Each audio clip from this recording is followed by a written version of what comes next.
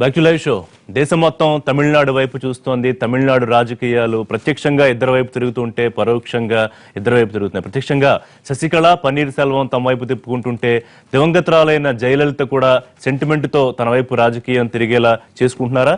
రెండోది రాజ్యాంగ పరంగా చూస్తే గవర్నర్ నిర్ణయమే చాలా కీలకంగా మారింది. ఇవాళ చెన్నై రాబోతున్నారు గవర్నర్ అనే సమాచారం ఉంది. ఇవాళ ఆయన ఏ నిర్ణయం తీసుకుంటారు? బల నిరూపణకి శశికళని పిలుస్తారా, లేకపోతే ప్రభుత్వం ఏర్పాటు చేయడానికి ఆహ్వానిస్తారా? మరోవైపు తన వెనకాల ఎమ్మెల్యేలు ఉన్నారు, అసెంబ్లీలో తన బలం నిరూపించుకుంటారని పన్నీర్ సెల్వం అంటున్నారు. కానీ ఇప్పటికే శశికళ రహస్య శిబిరాల్లో ఎమ్మెల్యేలందరినీ ఉంచిన పరిస్థితి. ఏం జరగబోతోంది? ఇవాళ గవర్నర్ ఎటువంటి నిర్ణయం తీసుకుంటారు? ప్రభుత్వం ఏర్పాటు జరుగుతుందా, లేకపోతే రాజ్యాంగ సంక్షోభం ద్వారా రాష్ట్రపతి పాలనకు దారితీస్తుందా అనేది కూడా ఆసక్తికరంగా మారిన పరిస్థితి. గతంలో ఎటువంటి ప్రెసిడెన్సీస్ ఉన్నాయి, అవి మళ్ళీ ఇప్పుడు ఏమన్నా రిపీట్ అవుతాయా? రాజీనామాలు వెనక్కి తీసుకుంటారని ముఖ్యమంత్రి ఏ రకంగా చెప్పగలుగుతున్నారు? అటువంటి అవకాశం ఉంటుందా అనేది కూడా చాలా కీలకం.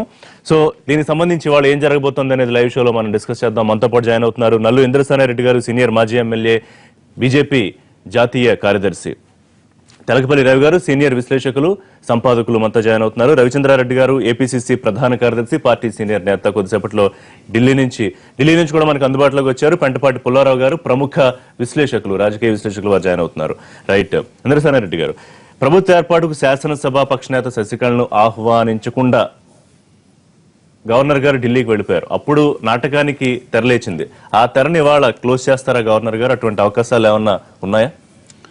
ఇప్పుడు ఏ పొలిటికల్ పార్టీ అయినా మెజారిటీ ఉందా లేదా అనేటువంటిది పక్కన పెడితే, ఉంది అనుకున్నటువంటి వాళ్ళు వచ్చి రిప్రజెంట్ చేస్తారు. రిప్రజెంట్ చేసిన తర్వాత గవర్నర్కి విచక్షణ ఉంటుంది. పిలవాలా, పిలవద్దా, ఏం చేయాలనేటువంటిది.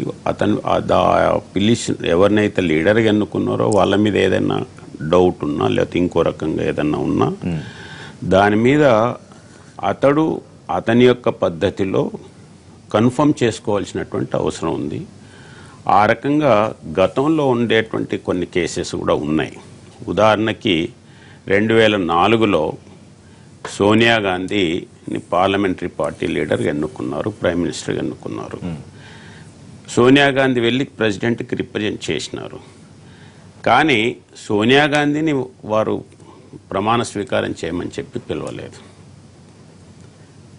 కారణాలు ఏంటి అనేది తర్వాత పేపర్లో రకరకాలుగా వచ్చినాయి, అది వేరు. కాబట్టి ఇక్కడ టెక్నికల్గా చూసినప్పుడు ఆమెను పిలవాలి. ఓకే, కానీ మరి వారు ఎందుకు పిలవలేదనేది వారు చెప్పితే తప్ప అది ఇది కాదు, బయటికి రాదు. కాబట్టి దాని కొరకు వెయిట్ చేయాలి. అంతేగాని ముందుగానే మనం ఈ రకంగానే ఆ రకంగానంటే పొలిటికల్గా మనం ఏవైనా మాట్లాడుకోవచ్చు, దాంట్లో తప్పేం లేదు. బట్ అల్టిమేట్ డెసిషన్ ఏమో. మాజీ గవర్నర్ రోసయ్య గారు అన్నారు రాజ్భవన్ రాజకీయాలకు వేదిక కావద్దు అని. కానీ ఎక్కడో రాజకీయాలకు వేదిక అవుతోంది అనే అనుమానాలు కొన్ని చోట్ల వినిపిస్తున్న పరిస్థితుల్లో మాట్లాడుకోవాల్సిన అవసరం ఉందా లేదా? రోషయ్య గారు రాజ్భవన్ వేదిక కాకూడదని చెప్పి మాట్లాడినటువంటి వారు గతంలో వారేం చేసినారు, వారు ఇక్కడ ఎమ్మెల్యేలుగా ఉన్నప్పుడు, లేకపోతే వారు మంత్రులుగా ఉన్నప్పుడు ఒకవైపు మాట్లాడి ఇంకోవైపు ఏ రకంగా చెన్నారెడ్డికి వ్యతిరేకంగా మాట్లాడి అనుకూలంగా ఇవన్నీ పోకూడదు. గవర్నరు యొక్క రాజ్భవన్ అనేటువంటిది రాజకీయాలకు వేదిక కాకూడదు అనేటువంటిది విశ్వసించే వాళ్ళల్లో నేను ఒకరినే. కానీ రాజకీయాలు చేస్తుండ్రా లేదా అనేటువంటిది డెసిషన్ వచ్చిన తర్వాత కానీ తెలియదు. అదే రకంగా వారు నిన్నేం చెప్పారంటే పన్నీర్ సెల్వం విత్డ్రా చేసుకోవటానికి అవకాశం లేదు అనేటువంటిది చెప్పారు. ఉందా లేదా అనేటువంటిది కూడా లీగల్ ఎక్స్పర్ట్ చెప్పాలి. బట్ ఇప్పుడున్నటువంటి అనుభవంలో ఉన్నటువంటి వాళ్ళు ఇప్పుడు మనం చూసినటువంటి ఇటువంటి సిచ్యువేషన్ గతంలో రాలేదు. జనరల్గా రాజీనామా చేసినప్పుడు ఏంటంటే ఎమ్మెల్యేస్ ఎవరైనా రాజీనామా చేస్తే లెటర్ పంపిస్తే స్పీకర్ ఏం చేస్తారంటే పర్సనల్గా వాళ్ళని పిలిచి మాట్లాడతారు, ఎందుకు రాజీనామా చేస్తున్నారు ఏందని. మంత్రి గనక మంత్రిగా ఉండి రాజీనామా చేసినట్లయితే అసెంబ్లీలో ఎందుకు రాజీనామా చేసినారని చెప్పి మంత్రి స్టేట్మెంట్ ఇస్తాడు. ఆ రకమైనటువంటి వ్యవస్థ మన దగ్గర ఉంది. ఆ ప్రాసెస్ అంతా కూడా కరెక్టే జరిగిందా లేదా అనేటువంటిది మనం తెలుసుకోవాలి. రైట్, రవి గారు, మీ విశ్లేషణ ఏంటి? ఇప్పుడు అమ్మ బాటలో నడవకుండా ఎవరు మన ఆపలేరని శశికళ గారు అంటారు. అమ్మ ఆశయాలు నేను మాత్రం నెరవేరుస్తానని పన్నీర్ సెల్వం అంటారు. సో ఇవాళ ఈ నెంబర్ గేమ్ వ్యవహారం మొత్తం తేలిపోయే అవకాశం ఏమన్నా ఉంటుందా? ఇప్పుడు అమ్మ కాకుండా అమ్మ ఆత్మ నడిపిస్తుంది. ఎందుకంటే అమ్మ ఆత్మ మాట్లాడిచ్చింది కాబట్టి పన్నీర్సెల్వం వెళ్ళి అక్కడ దీక్ష చేశారు. అమ్మ ఆత్మ ప్రకారం నడవాలని శశికళ చేస్తున్నారు. ఇప్పుడు పరమాత్మ ఏమో ఈరోజు మధ్యాహ్నం దిగుతున్నాడు ఆత్మ పరమాత్మ వ్యవహారంలో, ఆయన నిర్ణయిస్తారు. ఇంద్రసేనారెడ్డి గారు ఆయన అనుభవంతో ఎవరి పేర్లు ప్రస్తావించకుండా దేనిలోకి వెళ్లకుండా చాలా స్థూలంగా ఆయన చెప్పుకొచ్చారు. రాజకీయం నడుస్తుందనే చాలా స్పష్టం. నిజమే, కాంగ్రెస్ హయాంలో గవర్నర్ ఆంధ్రప్రదేశ్లో కుముద్ బెన్ జోషి దగ్గర నుంచి చూసాం మనం. అలాగే ఇటీవల అరుణాచల్ ప్రదేశ్లో ఉత్తరాఖండ్లో కూడా మనం చూసాం. అందుకని రాజ్భవన్లు రాజకీయ రహితంగా ఎప్పుడు లేవు. నిజంగా చెప్పాలంటే ఆంధ్రప్రదేశ్లో, ఆంధ్ర రాష్ట్రంలో మొదటి ముఖ్యమంత్రిగా కమ్యూనిస్టులు, సోషలిస్టులు అందరికీ ఆధిక్యత ఉంటే రాజగోపాలాచారిని ముఖ్యమంత్రిని చేయడంతోనే మొదలైంది ఈ ప్రక్రియ. రాజ్భవన్ రాజకీయం అది ఏజెంట్. అసలు గవర్నర్ అని ఆయన బ్రిటిష్ ఏజెంట్, బ్రిటిష్ ప్రభుత్వం బ్రిటిష్ రాజుగారి ఏజెంట్గా పెట్టారు. దాన్ని తర్వాత కొనసాగించారు. ఉండాలా వద్దా చాలా అయిన తర్వాత ఎవరో ఒకరు ఉండాలి అత్యవసర పరిస్థితి, కానీ సర్కారీ కమిషన్ కూడా కొనసాగించింది.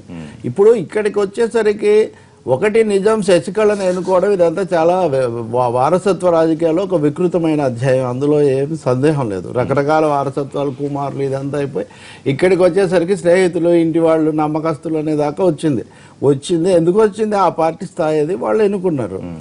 ఒకసారి రాజీనామా చేసి ఆమె పేరు ప్రతిపాదించిన పన్నీర్సెల్వం హఠాత్తుగా వెనక్కి వచ్చేసి నన్ను బలవంతం అంటే తర్వాత చెప్పుండాలి కదా మీరు నిజంగా మీ అంటే అప్పుడు మీ అంతరాత్మ ఏమైంది, అమ్మ ఆత్మ పక్కన పెడదాం. మీరేమంటే ఇటువంటి వ్యక్తులు విధేయత ఒకటైతే వ్యక్తిత్వం కూడా లేకుండా ముఖ్యమంత్రులు, ప్రధానమంత్రులు అయిపోయేటటువంటి పరిస్థితి చాలా దారుణమైనటువంటిది. అయ్యాడు ఆయన కూడా 3 సార్లు అయ్యాడు. ఇప్పుడు శశికళను ప్రమాణ స్వీకారానికి పిలవకపోవడానికి రాజ్యాంగబద్ధమైన రాజకీయపరమైన కారణాలు ఏమి లేవు. అంతర్గత ప్రజాస్వామ్యం ఇలాంటి వాటి మీద మనం ఎన్ని సూక్తులు చెప్పుకున్నా కానీ రాజీనామాను ఆమోదించారు. ఇక్కడ వారు చెప్తున్నట్టుగా రాజీనామాను ఆమోదించేశారు. విద్యాసాగర్ గారు నేను రావట్లేదు, నేను చెన్నై రావడం 4 రోజులు లేట్ అవుతుంది, వచ్చిన తర్వాత చూస్తాను అని ఉంటే అప్పుడు భిన్నంగా ఉండేది. అప్పుడు కేంద్రం యొక్క, అప్పుడు విద్యాసాగర్ గారి యొక్క ఆలోచనలు ఏమున్నాయో మనకు తెలియదు, కానీ ఆయన ఆమోదించి ప్రత్యామ్నాయ ఏర్పాట్లు జరిగే వరకు కొనసాగమని కోరారు. కాబట్టి ఇక్కడ ఈయన రాజీనామా చేయడమే కదా, ఆయన ఆమోదించారు అన్నటువంటి వాస్తవాన్ని కూడా మనం పరిగణనలోకి తీసుకోవాలి. ఇక అన్నిటికంటే కీలకమైనది వెనక 4 ఎమ్మెల్యేలు కూడా లేరు. వెనక 4 ఎమ్మెల్యేలు కూడా లేనటువంటి పన్నీర్సెల్వంతో అసెంబ్లీలో బల నిరూపణ చేసుకుంటారు. ఎందుకు మీరు రాజీనామా చేసిన ఆయన బల నిరూపణ ఏంటి? ఇప్పుడు మొరార్జీ దేశాయ్ గారి మీద అవిశ్వాస తీర్మానం పెట్టారండి జనతా ప్రభుత్వంలో. ఆయన సభకు వెళ్లకుండానే రాజీనామా చేశారు కదా. చేసిన తర్వాత ఇంకా సమస్య ఉంది. అలాగే తర్వాత చరణ్ సింగ్ కూడా చేశాడు. అలాంటి రామారావు గారు ఉన్నారు. ఎవరో ఎందుకు రామారావు గారి మీద చంద్రబాబు నాయుడు తిరుగుబాటు అంటారు, కాదు కొంతమంది కూడా అంటారు. ఒకటైతే బాహాటంగా జరిగింది, అంతర్గత పరిణామాలు ఎలా ఉన్నా కానీ అప్పుడు రామారావు గారు రాజీనామా ఇచ్చారు. ఇచ్చిన తర్వాత నేను దీంట్లో ఆసుపత్రిలో నా ఆరోగ్యం సరిగ్గా లేనప్పుడు కృష్ణకాంత్ గారు నా దగ్గర బలవంతంగా తీసుకున్నారని ఆయన వేసిన కేసు ఇప్పుడు కోర్టులో ఉంది, హైకోర్టులో. కాబట్టి ఈ బలుపులన్నీ ఎలా ఉన్నా రాజ్యాంగబద్ధంగా 163, 164 అధికరణాల ప్రకారం గవర్నరు మెజారిటీ ఎవరు పార్టీ వాళ్ళు చేయాల్సి ఉంటుంది. నేను అనుకుంటాను మధ్యలో రాజకీయం నడవడము, శశికళకు బీజేపీకి అవగాహన ఇవన్నీ కూడా అయ్యి ఉన్నాయి. ఇప్పటికీ ఆమె లేఖ కూడా రాశారు ప్రధానమంత్రి. కాబట్టి బహుశా ఏదన్నా చేయగలిగితే ఒకటి చేయొచ్చు. సుప్రీంకోర్టు తీర్పు వచ్చే వరకు ఏవైనా రకరకాల సాంకేతిక కారణాలతో కొంత వాయిదా చూడొచ్చు తప్ప అంతకు మించి పన్నీర్సెల్వాన్ని ప్రతిష్ఠించే అవకాశం దాదాపు లేదా. అది సరైనది కూడా కాదు. మాట్లాడుతాం. పుల్లారావు గారు, ఇప్పటికే రవి గారు చెప్పినట్టు ప్రధానమంత్రికి ఎందుకు జాప్యం జరుగుతోందని శశికళ లేఖ రాసున్నారు. రెండోది, ఈ జాప్యాన్ని ఇంకా ఆవిడ వేచి ఉండలేక మొత్తం తనకున్న ఎమ్మెల్యేల బల ప్రదర్శనతో రాష్ట్రపతి ముందు పరేడ్ చేయడానికి కూడా నిర్ణయించుకున్నారని చెప్పారు. సరే, ఈలోపు మళ్ళీ గవర్నర్ గారు చెన్నైకి వస్తున్నారు కాబట్టి ఆ ఆలోచన విరమించుకున్నారు. రోషయ్య గారు కూడా ప్రమాణ స్వీకారం చేశారు. రాజశేఖర రెడ్డి గారు చనిపోతున్నారు, రోషయ్య గారిని తర్వాత ఆయన ఏమన్నారు, తాత్కాలిక ముఖ్యమంత్రి లాంటి ఏర్పాటు అనేది లేదు, రాజ్యాంగంలో ఏం లేదు నేనే అన్నారు. మళ్ళీ దానికి చట్టబద్ధత కల్పించడం కోసం జగన్మోహన్ రెడ్డితో ప్రతిపాదింపజేసి మళ్ళీ ఒకసారి ఇవన్నీ కూడా రకరకాల ఇప్పుడు ఈవేళ మన గవర్నర్ గారు చాలా విచిత్రమైన పని చేశారు. కోయంబత్తూరు వెళ్ళారు, ఊటీ వెళ్ళారు, బాంబే వెళ్ళారు. ఆయన ఎందుకు చేశారో ఆయన మీద మాత్రం నా అభిప్రాయంలో మత్సపడతాం మాందు. తీసుకుంటే పన్నీర్సెల్వం ఉంది, వెంటనే తీసుకోవాలి. శశికళ అని పిలిచి ఎవరిని పిలిచి చేయవలసింది చేయాలి, అది చేయలేదు. రాష్ట్రపతి దగ్గర అందరు ఎమ్మెల్యేలు అసెంబ్లీ వాళ్ళు వెళ్ళినా అదేమి దాంట్లో లీగల్ శాంక్షన్ లేదు. అసెంబ్లీ ఫ్లోర్ లోనే టెస్ట్ చేయాలి. ఇప్పుడు గవర్నర్ కి రెండు ఆప్షన్స్ ఉన్నాయి. ఒకటి పన్నీర్ సెల్వానికి ఛాన్స్ ఇవ్వాలా వద్దా, ఆయన నా రెసిగ్నేషన్ విత్డ్రా చేసుకున్నాడా, సంతకాలు పెట్టాడా, ఢిల్లీ పంపించాడా, రాష్ట్రపతి సంతకం పెట్టాడా లేదా అది ఉన్నది. గవర్నర్ ఆయన జోబులో పెట్టుకుని తిరుగుతున్నాడా రెసిగ్నేషన్ లెటర్, రాష్ట్రపతి ఆమోదించాడా, ఇవన్నీ legal points step by step వస్తాయి. ఆయనకి పన్నీర్ సెల్వానికి నువ్వు వెళ్ళు, అక్కడ నిలబడు అంటాడా. ఎందుకంటే ఇంకో విషయం కూడా చెప్తున్నా, మనకు 1 సంవత్సరం లోపు మాంజీ అని బీహార్ సీఎం, ఆయనతో 15 మంది ఎమ్మెల్యేలు ఉండగానే బీజేపీ నేను సపోర్ట్ చేయం, Nitish Kumar no confidence motion అవన్నీ పెట్టాక ఆయన అలాగా ఆఖరి నిమిషం వరకు అసెంబ్లీకి వెళ్ళారు. ఈ పరిస్థితిలో గవర్నర్కి 2 ఆప్షన్స్ ఉన్నాయి. ఆయన పన్నీర్ సెల్వాన్ పిలుస్తాడా లేదా కన్సల్ట్ చేసి ఆమోదించారా, రెసిగ్నేషన్ అన్ని విధాలుగా లీగల్ గా చేశారా. రెండోది నేను పిలవను, శశికళను ఎవరినో పిలుస్తుందో దాంట్లో తప్పదు. ఈ అన్నిటికీ ఇందాక మన మిత్రులు అన్నట్టుగా సుప్రీంకోర్టులో వచ్చే వరకు ఆగటానికి శాంక్షన్ లేదు. సుప్రీంకోర్టు వారం తీసుకుంటుందా, 50 రోజులు తీసుకుంటుందా, అదంతా అనవసరం, జరగబోయేది అనవసరం. 2 ఆప్షన్స్ ఉన్నారు గవర్నర్కి. ఆయన ఎలా తెలుసుకుంటాడు, ఎందుకు అలా కోయంబత్తూరు వెళ్ళాడు, ఎందుకు బాంబే వెళ్ళాడు, ఏంటి ఈ రోల్ ఏంటి, ఆయన మీద ఇప్పుడు సీరియస్ డిస్కషన్ వస్తుంది. సో నాకు అనిపిస్తుంది క్లియర్గా పన్నీర్ సెల్వాన్ది రెసిగ్నేషన్ తీసుకోకుండా అఫీషియల్గా రాష్ట్రపతి సంతకం పెట్టకుండా ఉంటే ఆయనకి ఛాన్స్ ఇవ్వచ్చు. నేను ఇంకా సీఎంగా ఉన్నాను, కాంట్రవర్సీ దాంతో అయిపోతాడు. అప్పుడు ఇతను పిలుస్తారు. మనకి ఎన్నో సంవత్సరాల క్రితం కాదు, నాదన్ భాస్కర్ రావు గారు కూడా నిలబడ్డాడు, ఓడిపోయాడు, ఇంకో సీఎం అని పిలుస్తారు. అందువల్ల గవర్నర్కి 2 ఆప్షన్స్ ఉన్నాయి, పన్నీర్ సెల్వా కాదా లేకపోతే శశికళ అని పిలవటం, చాప్టర్ క్లోజ్. అందువల్ల ఇలాగే బొమ్మాయి దాంట్లో కూడా మీకు అందరికి తెలుసు, ఎన్నో సంవత్సరాల క్రితం చీఫ్ మినిస్టర్ బొమ్మాయి ఉండగా ఆయన తీసేసినందుకు supreme court floor of the house అసెంబ్లీయే నిర్ణయం చేయాలి, రాష్ట్రపతి దగ్గరికి తీసుకొచ్చి చూపెడతాం. ఇదంతా సైకలాజికల్ డ్రామా. ఇంకొక చిన్న విషయం మనం జ్ఞాపకం పెట్టుకోవాలి, 80 ఎమ్మెల్యేలు 235లో 135 ఉన్నట్టుగా ఉన్నాయి ఏడీఎంకేకి. 80 ఆ పక్కనకి వెళ్తే శశికళ ఓడిపోతుంది. ఆ పని కూడా జరగచ్చు. మనకి పన్నీర్ సెల్వాన్కి 90 ఎమ్మెల్యేలు ఉన్నారా లేదా, ఇవాళ 5-6 బయటికి తేలేరు. సో గవర్నర్ కూడా ఎందుకు ఈ రెసిగ్నేషన్ వెంటనే తీసుకోలేదు, ఆయనకి ఏమొచ్చి చెప్పారు పన్నీర్ సెల్వం, ఆయన కాన్ఫిడెన్షియల్ ఇన్ఫర్మేషన్ ఏంటి. గవర్నర్ ఒక మషిన్ కాదు, కాగితం ఇచ్చాడు పంపించాను అయిపోయింది. ఆయన కూడా డిసైడ్ చేసుకోవాలి, అక్కడ నిర్ణయం తీసుకోవాలి, ఇన్ఫర్మేషన్ కలెక్ట్ చేసుకోవాలి. అవన్నీ చేసి ఉంటాడని అనుకుంటున్నా. అందువల్ల ఈ 2 ఆప్షన్స్ తప్ప ఇంకో ఆప్షన్ అనేది నాకు కనపడట్లేదు. వారు వ్యాఖ్యానం చేసిన ఒక సమాచారం నేను చెప్పదలుచుకుంది ఏంటంటే, గవర్నర్ రాజీనామాను ఆమోదించారు, ఏర్పాట్లు జరిగే వరకు కోరారని రాజ్భవన్ నుంచి అధికారిక ప్రకటన వచ్చింది. రెండో సోలి సోరాబ్జీ మాజీ అటార్నీ జనరల్ రాజీనామాను వెనక్కు తీసుకునే అవకాశం లేదని చెప్పారు. రాజ్యాంగ పరిస్థితి సరే, రాజకీయంగా ఏం జరుగుతుంది, ఎందుకు చేస్తున్నారు అనేది వేరే విషయం. నేను సమాచారం కోసం రాజ్యాంగ పరంగా ఇది విషయం ప్రకటన చేస్తున్నా. పుల్లారావు గారు చెప్పిన 2 ఆప్షన్స్తో మేము పూర్తిగా ఏకీపిస్తున్నామండి. ఎందుకంటే ఉన్న ఆప్షన్స్ 2.